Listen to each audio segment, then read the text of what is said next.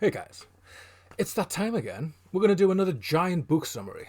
And this one's a very special book for me. He's one of my favourite authors, and this is his key work, with a very important message that I'm going to try and synthesize for you today. Because this book is famously complex. Reading it, you get caught off on you get battered around like a pinball, basically. He loves a tangent, this guy. So I'm going to try and get the actual simple message out for you today. We are talking about What is Property by famous French anarchist Pierre-Joseph Proudhon. Written in 1840, this book shook the pillars of government and the powers of his day because it attacks the lifeblood of, let's not beat around the bush, parasites to a horse nation. They take money away from workers and soak it up to themselves so they can follow lives of idle luxury, bureaucracy, and warfare. Basically, you cannot have an invading army unless you find wealth from somewhere. Soldiers famously don't produce anything, so you have to take it from somebody else, the workers. But that way of life obviously brings the luxury class as well. But we'll get into that whole thing. Essentially, I feel like it's an important subject to talk about today because there's a housing crisis, cost of living crisis, while there doesn't need to be. There's things available, there's houses available, there's money available, there's product and there's jobs available, there's everything available. The system's just choking it off so it can extract super profits from what little bit it does control. And everything else is just left to rot. It all gets covered. The behaviour never changes, basically. So, where we're going to start with this giant book summary. We want to, yeah, I guess. It's going to be, hopefully, uncut. I'm going to try to anyway. But anyway, where we're going to start with this. Let's start with the famous chapter. The chapter opening. I'm going to try and avoid quotes on this one because they're a minefield. But anyway, let's have Proudhon himself open this video. If I were asked to answer the following question, what is slavery? And I should answer in one word, it is murder, my meaning would be understood at once. No extended argument would be required to show that the power to take from a man his thought, his will, his personality is a power of life and death, and that to enslave a man is to kill him. Why then, to this other question, what is property, may I not likewise answer, it is robbery, without the certainty of being misunderstood, the second proposition being no other than the transformation of the first. So, what is property? What is this magical right some people have of claiming part of the free world for themselves and demanding a tribute for it? Well, first we'll have to define property because the word gets misused quite a lot. A lot of people use the word property for the word possession. And I can't think that helps property's cause. So basically property is two things. It's possession, like I possess your attention right now. I possess this book in my hand, but it's not domain. Domain is the right to something. It's the right to the house that you pay tax for. It's the right to the flat that you pay rent for. Domain is I own something. I have the legal right to call it mine. Possession is I actually have it. Like a caveman has a club or a piece of meat, or a hunter has the animal on the land. If a good analogy would be the difference between a lover and a husband. A husband has the right to his wife. It's a legal document, domain over his wife, while a possessor, a lover, a hot-blooded randy man, possesses his wife for a bit. The husband can always claim his wife. He can always go to, if she's going for one of these trips, I want to see the world, oh my God. And she goes over to some third world country and enjoy some third world guys who enjoy her. They possess her. He has the right to go over there and be like, I say, I'm the husband. She belongs to me. She is my property. That's what I mean. So basically, when it comes to property, there's two definitions. The possession and the domain. It's a very important thing to remember. So, the famous defenses for property that come up in this book are basically from the economists whose job it is to keep this system going, to answer for, to argue, to defend its key things, its key institutions, and obviously property is one of those key things. It's its lifeblood. So the famous defenses are that it originated in occupation, labour, or civil law. They're the famous defenses. So Proudhon attacks these in detail. First of all, he goes to a natural right. Is property a natural right of somebody?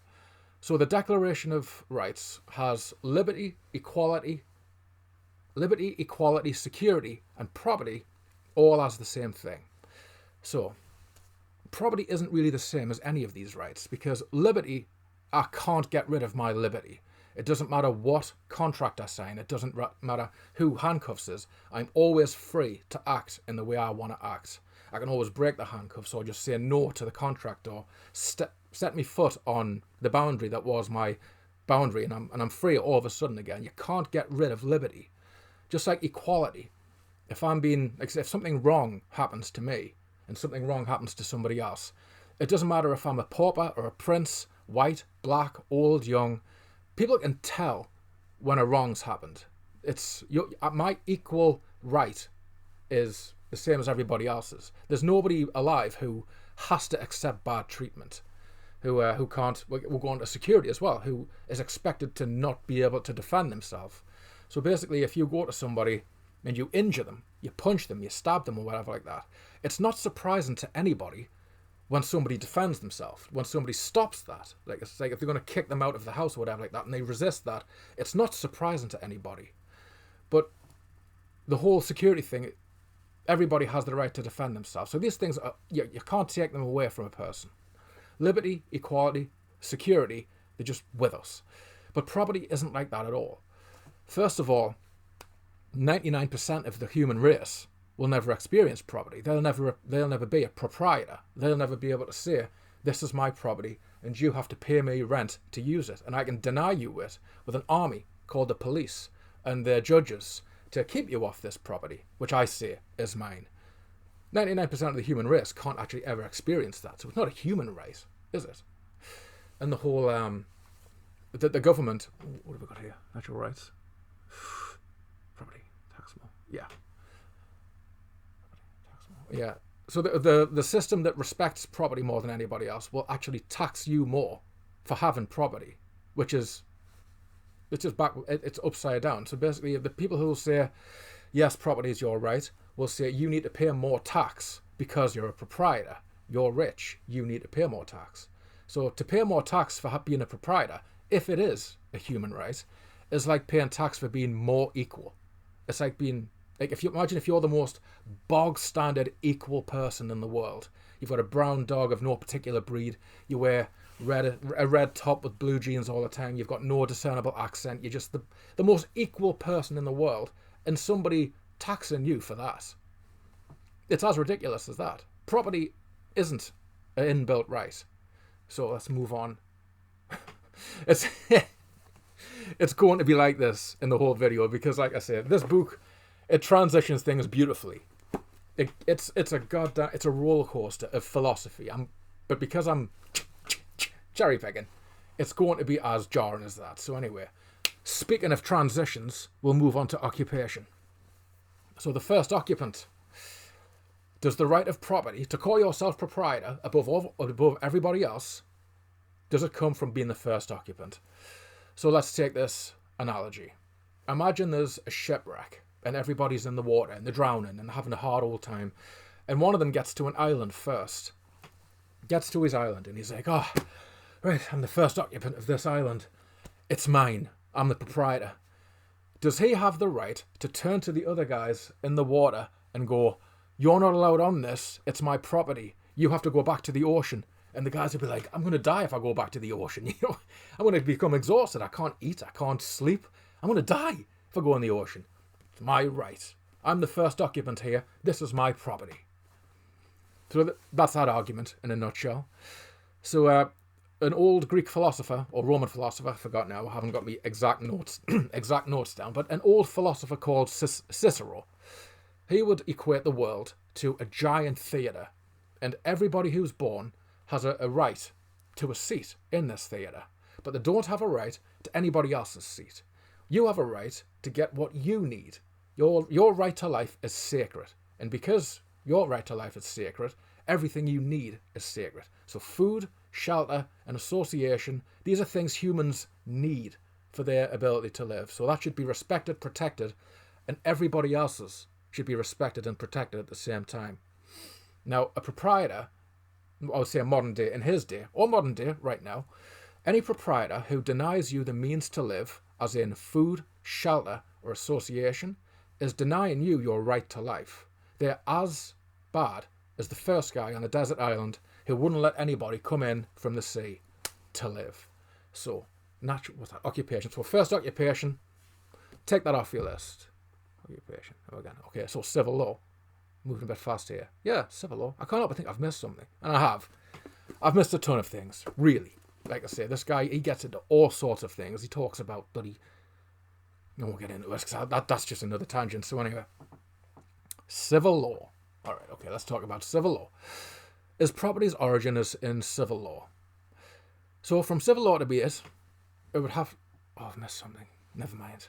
Civil law would be coming from a social need. It would be everybody organising with each other, and it'd be like, all right, guys, what do we need? What do we need to organise to protect resources? What do we need to do to protect investment? I've definitely forgotten something here. Oh, that's a problem with a one-shot video.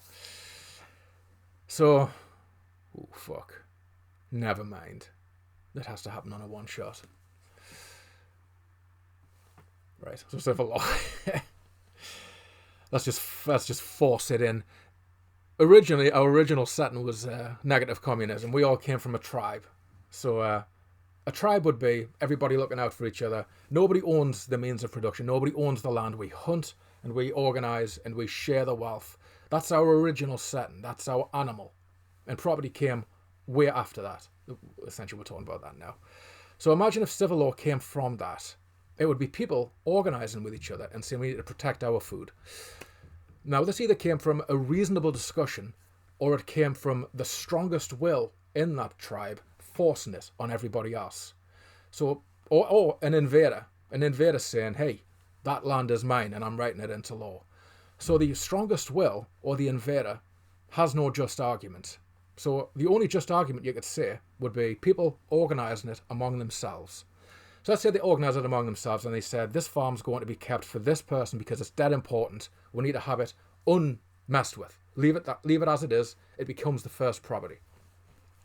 So born out of the respect for social well-being, they didn't foresee what could come from that, because the right of the proprietor then could say, well, I could just lie back and let somebody else do it. I could rent it out to somebody else. I could pass it on to somebody else. And there would be a ambition to get this property and live in idle luxury while everybody else had to work for a living. They didn't see the abuses that could come from that. So it was born out of care for society. It ended up birthing inequality. It made a master-slave relationship. And they didn't expect that to come from that. And it evolved into what we see today of the absolutely most parasitic and ruthless people becoming proprietors and having people so desperate they're killing themselves and they're becoming ill and they can't eat and they're living lives of absolute destitution. So if civil law was the basis of property, it was born out of equal rights. It was born out of love for the community. And from that birth, we can get rid of it. If it was born of civil law, it can be ended by civil law. So property is not fit for purpose anymore. We can kill it by the same thing that birthed it. Transition number 2, we're going to get to labour. This is the other famous defence that economists give to the birth of property. So first labour automatically assumes first occupier. Guy who got there first, hammers into a mine wall or digs his shovel into the ground and goes, yep, that's my property. How much labour is needed to make property yours? Is it a couple of shovelfuls? Is it, a lot of shovelfuls and then you eventually just relax and let everybody work? Because that is the point, isn't it? The proprietor eventually stops working and then labourers work in his place. So when these labourers come in, aren't they doing more work than the proprietor? Aren't they doing as much work as the proprietor? Why don't they end up proprieting the land just like the proprietor does? He has some kind of magical quality. It must have came from first occupation, or it must have came from something else other than labour. So labour couldn't have been the birth for property if everybody's labour has the exact same power of proprieting, but he somehow has a higher one. It couldn't have came from that, could it? And what happens when you donate property to somebody else? What happens when you pass it on to someone else who never actually laboured, which happens now? proprietors give it to other people who didn't lift a finger in their life, didn't put the shovel in the ground at all. So they didn't labour, so that's not really a justification for it. But going back to the added value, the whole thing, when the workers come in there, they add so much value that one proprietor couldn't actually do it himself. Sunday noises, never get past that, especially with the whole one-shottedness of it. So anyway, watch the fucking music start playing and all the drunken guys in the backyard with the karaoke. I'm not learning yours instead. So anyway, property. What we need is someone to kick them off the land. Well, yeah. Labourers generate more wealth than the proprietor. So anyway, one guy can't actually make as much wealth as a bunch of labourers. Something comes online called the collective force. So if you have let's say if you have 100 people raising an obelisk and one guy raising an obelisk, you could give 100 people 1 hour's work, the payment of 1 hour's work, and they could lift the obelisk. You could give the one guy 1,000 or 100,000 hours of work payment, and he could never lift it. The collective force is a power, and it doesn't get paid for by the proprietor. And not only does it not get paid for, he can't actually match it. There's no way he can reimburse 100 people for their collective force by himself, but he gets it anyway. Really, the fair thing should be that society gets it, because no individual labour got it. Either you share it out among everybody, or you give it to society for free. The last person who should get it is one guy who wasn't working at all. That takes us on to equal wages and usufructs. He goes into this quite a bit, but it's such a step away from property and the attack on it. I feel like I'm going to skip over this. Really, I'll put it in a nutshell, but if his philosophy is surprisingly close to John Francis Bray's Labour's Wrongs and Labour's Remedy, go and look at that video. And a lot of his opinions from this book are repeated in Philosophy of Misery, so go and check that one out as well. In a nutshell, though, he says that equal wages, that society has a finite amount of things, and our ability to produce is infinite. So everybody has the right to earn their own produce. We need to respect the lives of everybody. You can't really say, well, because I'm an able-bodied worker, I deserve to snatch the food out of everybody else's mouth. Because under that same breath, a cunning rat will go, well, because I can trick people, I can snatch them out, I can snatch the food out of everybody else's mouth and have them working as slaves for me. So if we have a mutual understanding of everybody's right to life, we can organise a society where, because we've got finite resources and everybody has a right to live, we all find a job to do for society. And if we do it, we get the same wage. And the reason we have the same wage is because everybody's job is equally important in society if we organise it correctly. And when we're all exchanging with each other, it's always an equal exchange. You're digging the ground or raising cattle or whatever like that is as important as the farmer who made things or built a house. We're all working together, so we all deserve equal exchange with each other. Otherwise, there's always a winner and a loser in an exchange, and that leads to what we've got now, the division of rich and poor. There's a constant winner class and a constant loser class. So on the whole usufruct thing, a building that's important for society should be owned for society. It shouldn't belong to a capitalist who can close it, like we're seeing now with the farms, where farms are closing farms and they're turning them into solar panel fields or flower fields because, it made them money. They were paid bribes to turn one of the nation's farms into a solar panel farm. That's currently what property rights are. But a usufruct should be, it's important for society, like a factory or the electricity grid. Back then he didn't have electricity grids, but the concept is the same. Something that's important for society should belong to society, and we have a duty to maintain it and a right to use it. So equal wages and usufructories, he doesn't give us an entire system. He gives us basically the principles for it, but we'll move on for that. But that segued in from labour leading to that. Ultimately, if the argument for labour is the birth of property, it's completely destroyed by labour. Property has no right partnering itself with labour. Labour is the destruction of property. So we'll move on. I know it might just sound like I'm just stating the fact. Not true. Let's move on. It's essentially what I am doing. If you want a more in-depth argument, get the book. like I say, this is a very disjointed summary. A bowl of twiglets, if you will. What have we got here? Property is the right of increase claimed by the proprietor over anything which he has stamped as his own. This is where we'll go for the kill and blow on property. Proprietors, you might want to cover your ears. He goes for the throat here. So, to name the beast of Armageddon is to know its secrets, and that's what property really is. It's the claim over something and the right to increase of it. Usually isn't restricted to money. You lend money that not theirs. A moneylender will have a bank of other people's money, lend it out, claim interest, pull it back, parasite suck. The exact same thing is done with land. So the free world wasn't made by the proprietor. He takes it himself and he goes, you know what? I'm going to charge people to use this. So he brings up a number of propositions here, and the first one is it demands something for nothing. So the proprietor claims the land is his own. We've already been over where the origin for that is, and it's basically there's no origin. It's just he claims it. And he'll say, okay, I deserve payment. And economists will say, well, he does deserve payment because the soil is fertile and the soil belongs to the landlord and he should get payment for the soil. But the landlord had no doing of making the soil fertile.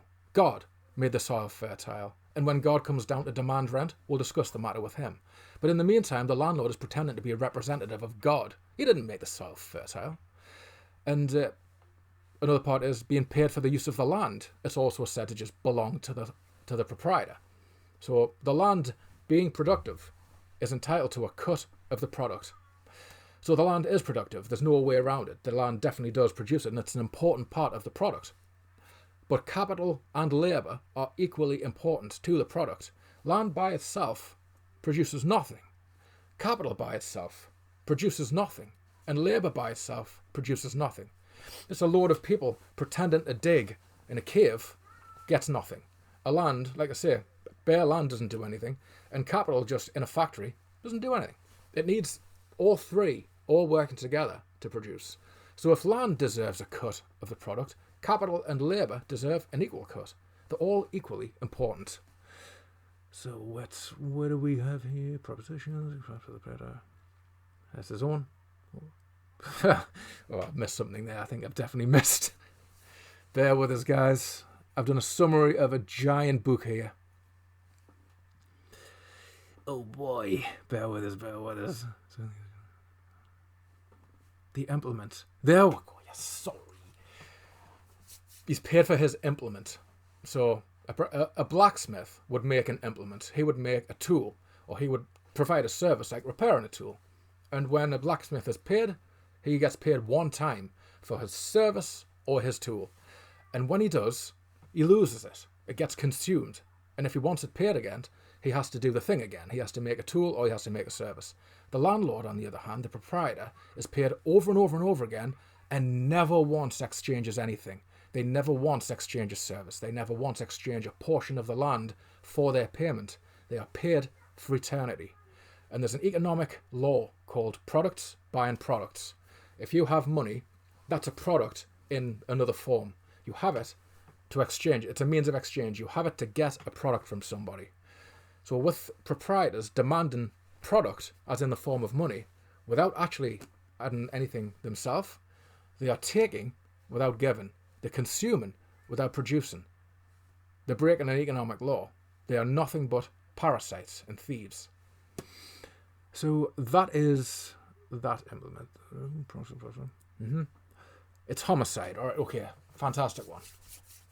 We really get into the whole usury devouring nations here.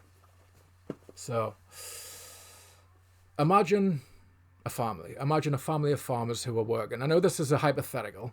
You know, when you give people hypotheticals, they go, yeah, well, what about them? What are they connected to? Just imagine a farmer family. 6 people, they're working at max capacity on a farm.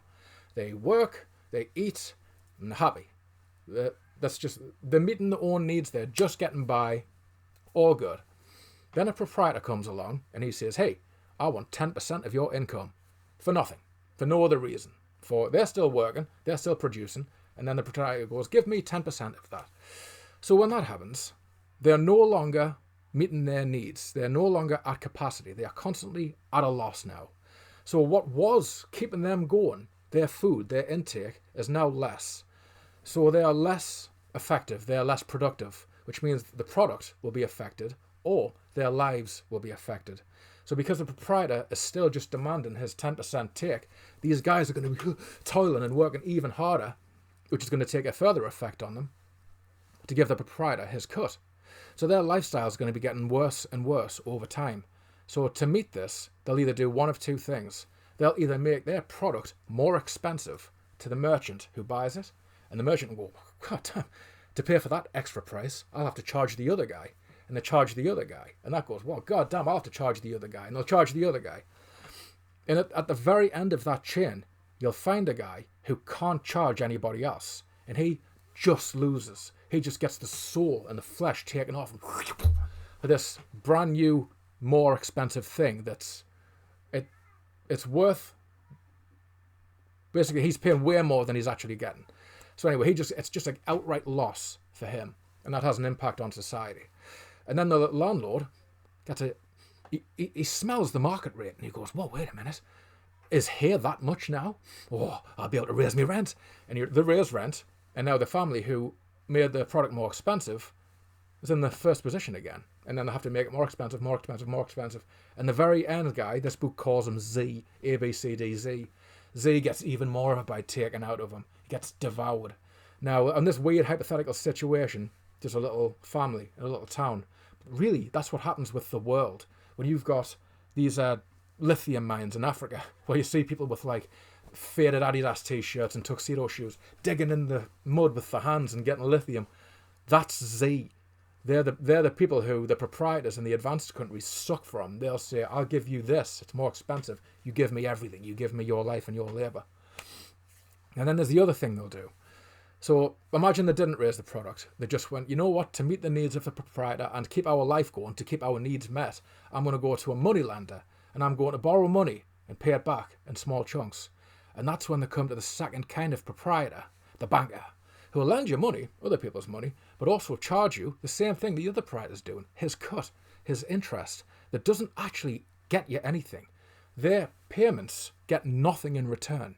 So the banker now is getting a cut, and the other proprietor, the landlord, is getting a cut.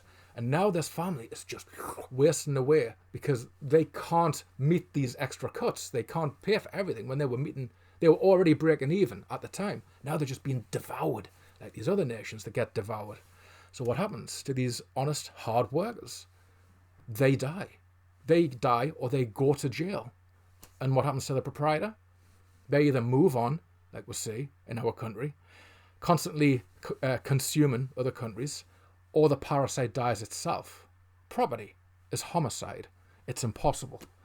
So, impossible to defend. I should have mentioned that. That's how this chapter starts. If something is useful, it must be just. If something is just, it must be useful. If something is useful, it must be possible.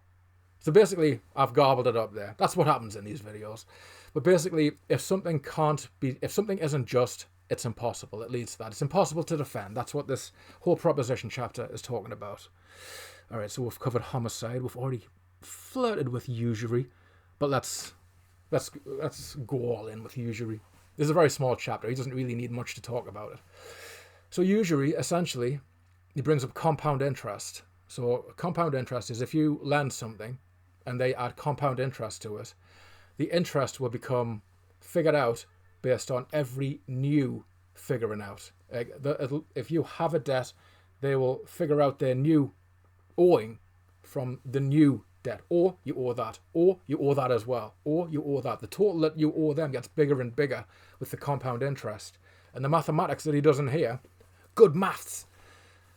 I'm not going to do it right now, but basically he figures out that if somebody makes one loan one day and he pays it back in like a few years' time, he will owe the guy who lent him money more wealth than the entire world has.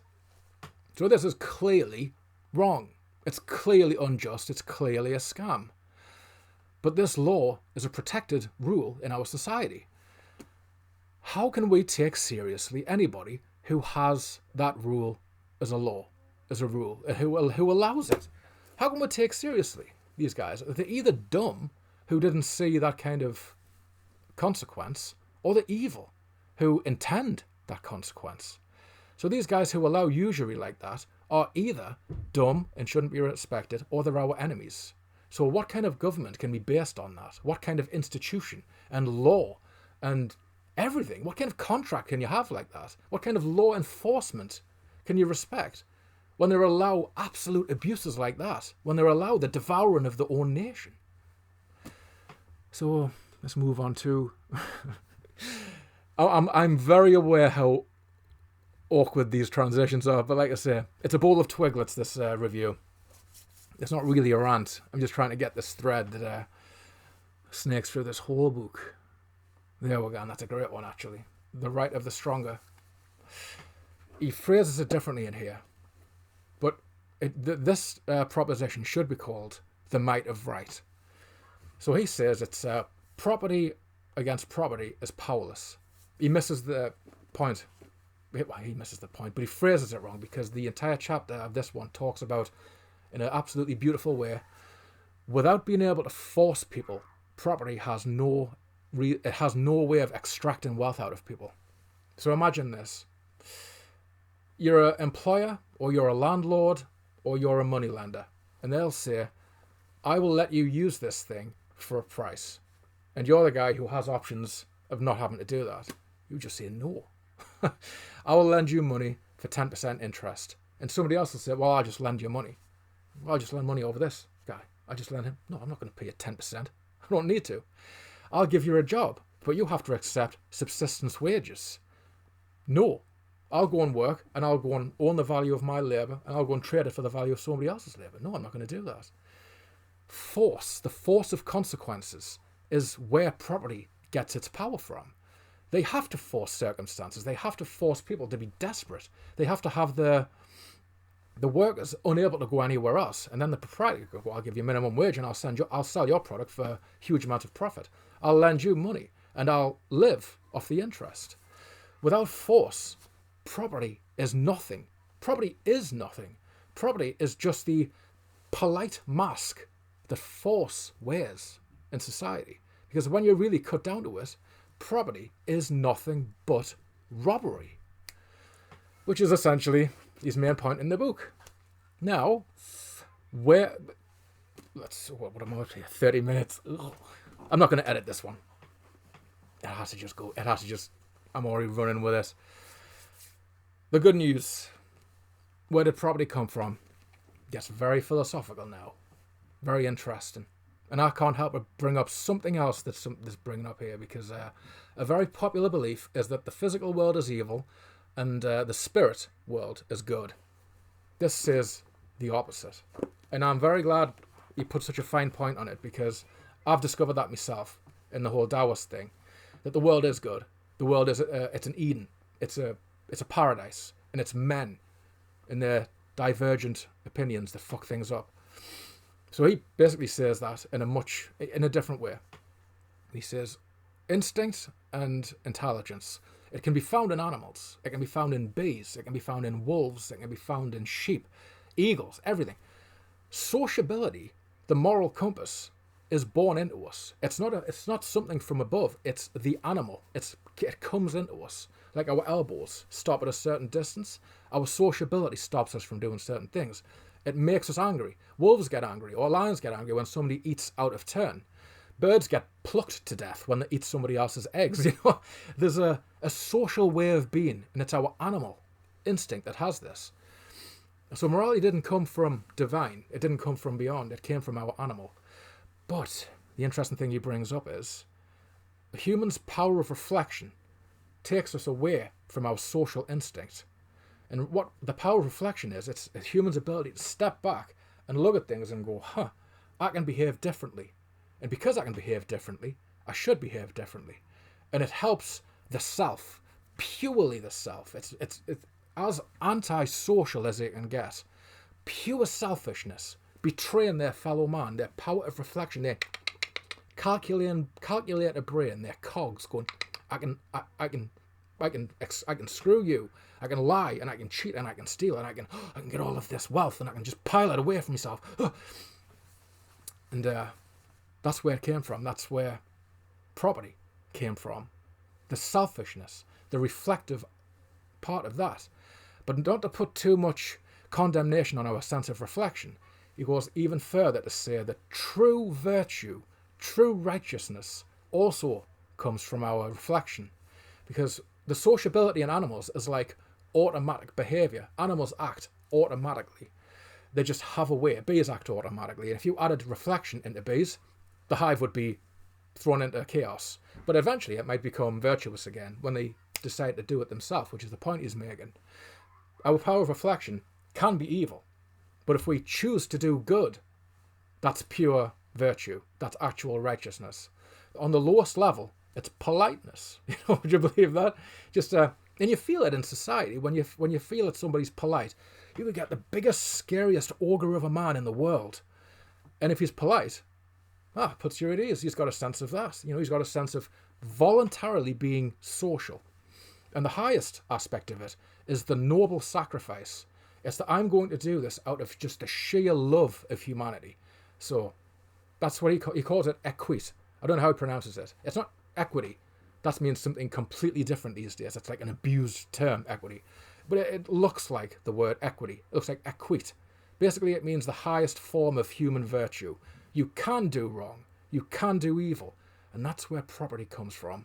But we choose not to. We choose to return to our original social animal. Which brings us over to communism and property. Because a lot of people thinking this will probably think I'm talking about communism here. But Proudhon famously isn't a communist. He covers it in Philosophy of Misery.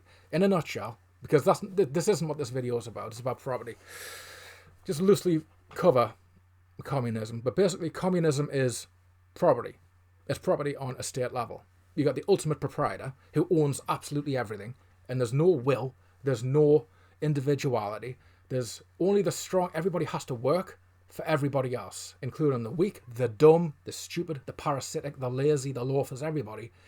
The able-bodied and the people with actual merit have to be told, no, you're not allowed to actually express yourself in any kind of individual way. You're not allowed to have things. You have everything that everybody else has, which is different.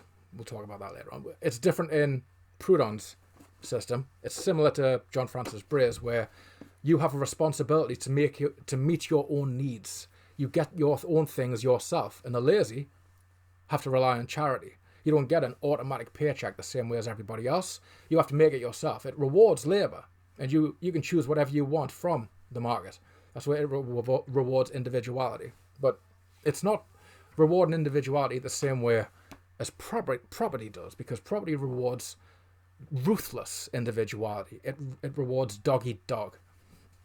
So he's definitely not a fan of communism, Proudhon. He absolutely slates it in this. But like I say, we're going to stick to property because it's a long video already. Property. Yeah. He finishes it with its relation to theft. Very clever.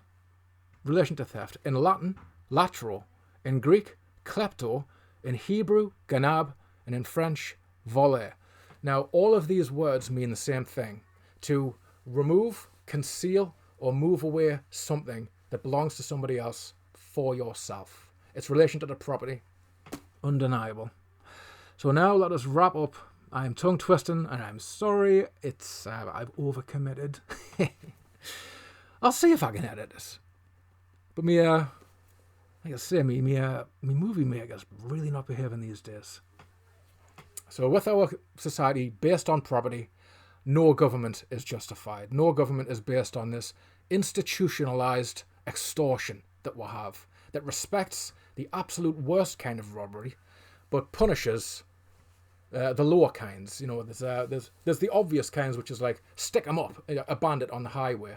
There's breaking into somebody's house and taking their things. That kind of robbery is punished in this society, but all of them should be.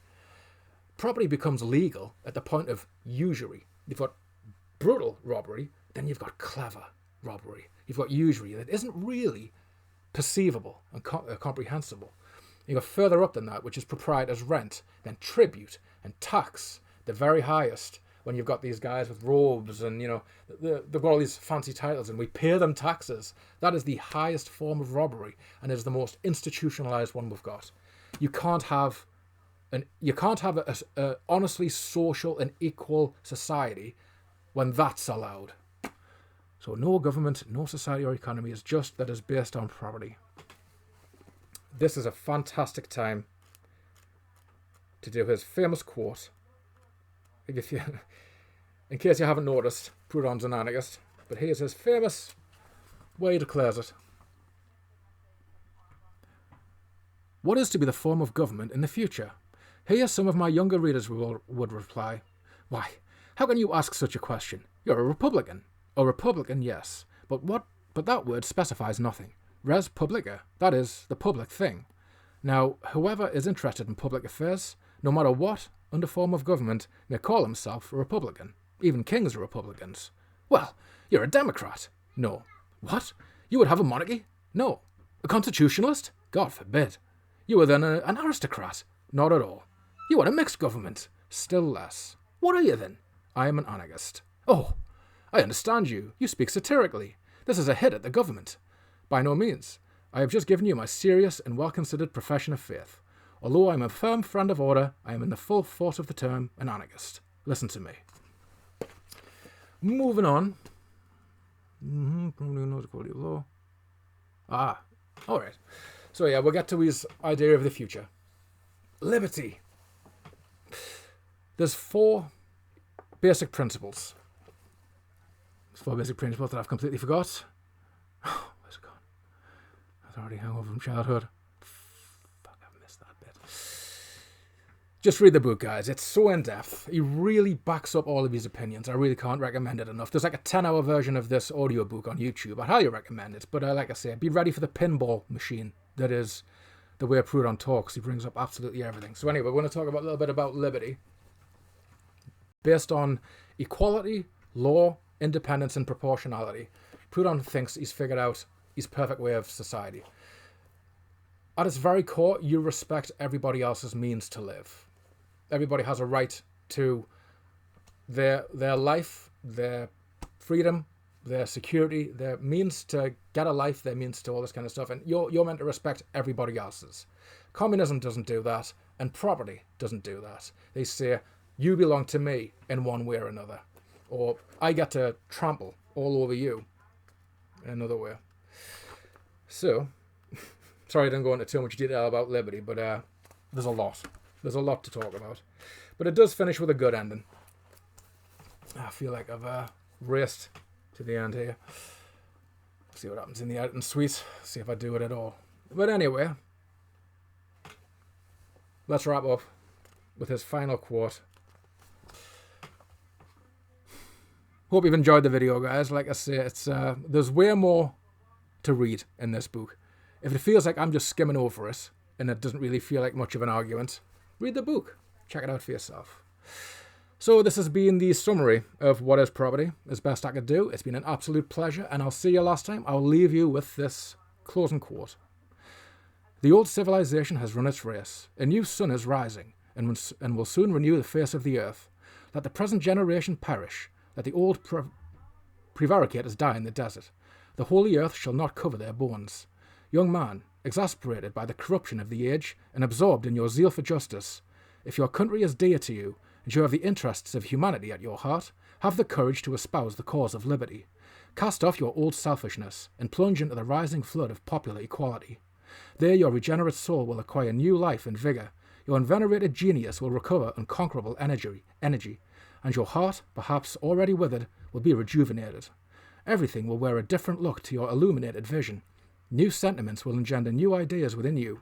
Religion, morality, poetry, art, language will appear before you in nobler and fairer forms. And thenceforth, sure of your faith and thoughtfully enthusiastic, you will hail the dawn of a new universal regeneration.